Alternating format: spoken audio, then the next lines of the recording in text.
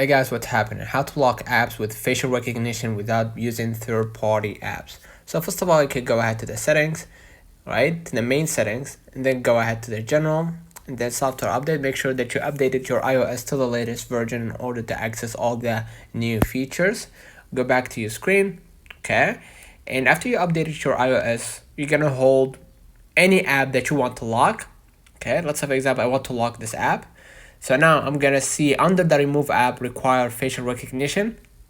Okay, and I can select the first option, keeping the app in the app library, or keep it visual for anyone, but they will need to access via facial recognition, meaning mine, or I can hide the app and require facial recognition if they find it. Okay, so I can just go ahead and click require facial recognition. Okay, and as you can see, when I enter the app, I'm required to enter the facial recognition the passcode if needed, or Touch ID if needed.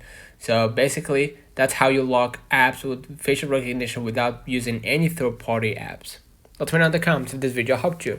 Do not forget to like and subscribe, turn on the notification bell to receive every video we upload. Thank you for watching. We will catch you the next time.